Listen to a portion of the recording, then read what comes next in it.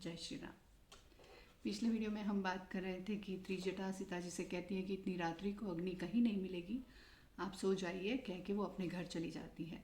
अब देखते हैं इसके आगे क्या होता है अगले श्लोक के माध्यम से।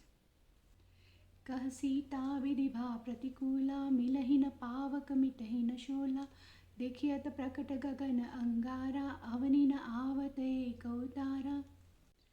सीता जी मन में सोचती है कि विधाता जैसे मेरे विपरीत हो गया है, ना मुझे आग मिल रही है ना मेरी पीड़ा मिट रही है। इतने अंगारे इतने तारे आकाश के अंदर चमक रहे हैं, लेकिन कोई भी मेरी पीड़ा मिटाने के लिए धरती पर नहीं आता। पावकमय शशि स्रवतन आगी, मानहु मोहि जानि हत भागी, सुनय विनय मम बिटप शोका, सत्य नाम करु हरु मम शोका। सीता जी कहती है कि वैसे तो चंद्रमा भी अग्निवान है, उसके अंदर भी अग्नि समाई हुई है, लेकिन मुझे दुर्भाग्यशाली को देखकर वो भी अपनी अग्नि को नहीं बरसा रहा है। हे अशोक वृक्ष, मेरी विनती सुन, मेरी पीड़ा को हर और अपने अशोक नाम को सत्य कर।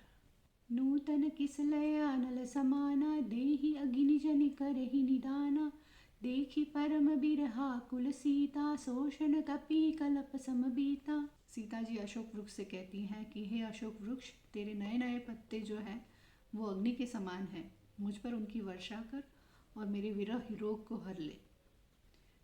सीता जी को इतना व्याकुल देखकर हनुमान जी के लिए वो क्षण हजारों सालों के जैसा प्रतीत होता है।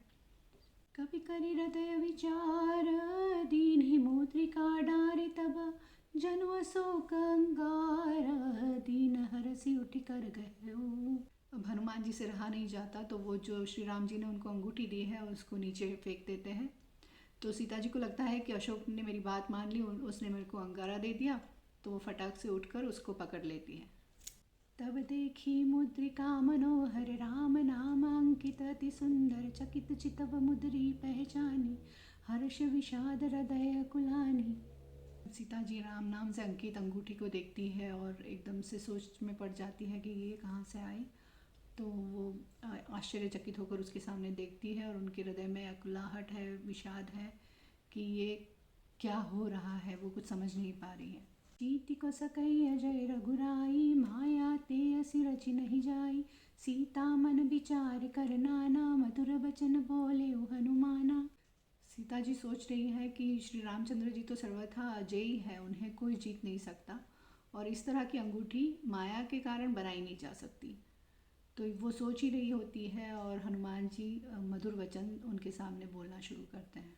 रामचंद्र गुण बरने लागा, सुनत ही सीता कर दुख भागा, लागी सुने श्रवण मन लाई, आदि होते सब कथा सुनाई, श्रवणामृत जे कथा सुहाई, कही सो प्रकट होति किन भाई।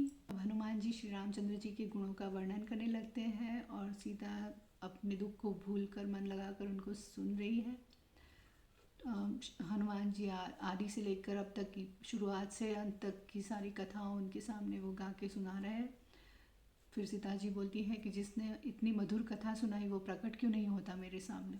तब हनुमंत निकट चल गए हो, फिर बैठी मन विस्मय भयो, रामदूत मैं मातु जान की, सत्य शपथ करुणा निदान की, यह मुद्रिका मातु मैं आनी, दीन ही राम तुम कह सही दानी। सीता जी जब प्रकट होने के लिए कहती हैं तो हनुमान जी उनके पास जाकर बैठ जाते हैं। अब बंदर को देखकर, उनको देखकर सीता जी मुख फेर कर बैठ जाती है, उन्हें समझ में नहीं आ रहा है कि ये क्या हो रहा है। तो फिर हनुमान जी उनको मधुर वचन से बोलते हैं कि हे माता, मैं राम जी का दूत हूँ, यह मुद्रिका मैं ही लेकर आया हूँ। राम जी ने आपको पहचान के लिए मेरे साथ ये अंगूठी भिजवाई है, मैं राम जी की सत्य शपथ खाता हूँ। नर बानर ही संग कहु कैसे, कही कथा भई संगति जैसे, कपि के वचन सप्रेम सुनी, उपजा मन विश्वास, जाना मन क्रम बचन यह, कृपा सिंधु कर दास। सीता जी कहते हैं कि भला नर और वानर संग कैसे हो सकते हैं। तो हनुमान जी उनको सारी कथा सुनाते हैं, कैसे उनकी संगति श्री रामचंद्र जी के साथ हुई, किस तरह से उनका मिलना हुआ। तो सीता जी को उनकी बातें सुनकर उन पर भरोसा हुआ और उन्होंने जाना कि यह मन क्रम और वचन से कृपा सिंधु का दास है। श्री रामचंद्र जी में उनकी सही में प्रीति है। हरिजन जानी प्रीति अति गाढ़ी, सजल नयन पुलकावली बाड़ी। बूढ़त बिरह जलधि हनुमाना, हो तात मोका उजल जाना। प्रभु का जन जानकर सीता जी को हनुमान जी से गाढ़ी प्रीति हो गई। वो कहती है कि मुझ डूबती को आज तुम जहाज के जैसे दिखाई दे रहे हो तात। दोनों की आंखों से अश्रु सागर बह रहे हैं और दोनों बहुत ही रोमांचित पुलकित हो गए। अब कहु कुशल जाओ बलिहारी, अनुज सहित सुख भवन खरारी। कोमल चित कृपाल रघुराई, कपि ही हेतु धरी निठुराई।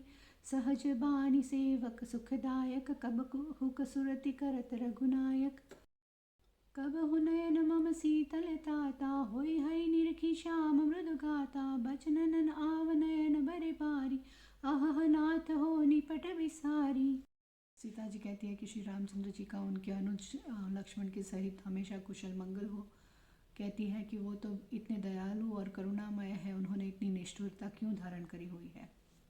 अपने सेवक को सुख देना जिनका स्वाभाविक कर्म है, वे श्री राम क्या कभी मुझे याद भी करते हैं? क्या कभी उनके कोमल शिथिल रूप को देखकर मुझे शांति मिलेगी, मुझे शीतलता प्राप्त होगी? बचन नावनयन भरे बारी, अह नाथ हो निपट बिसारी। देखी परम बिरहा कुल सीता, बोला कपि मृदु बचन बिनीता। सीता जी के कंठ से शब्द नहीं निकल रहे हैं, उनके अश्रु धारा बह रही है और बोल रही है कि हे नाथ, आपने तो मुझे भुला ही दिया। तो उन्हें बहुत ही व्याकुल देखकर हनुमान जी उनको इस तरह के वचन कहते हैं।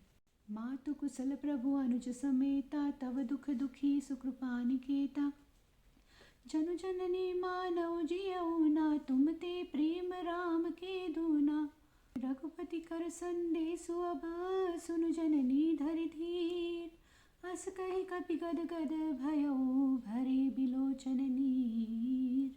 हनुमान जी कहते हैं कि श्री रामचंद्र जी अनुज के समेत कुशल है। हे माता, लेकिन आपके दुख से वो दुखी हैं। आप मन को भारी मत कीजिए, आप मन में ग्लानि मत लाइए, उन्हें आपसे दुगना प्रेम है।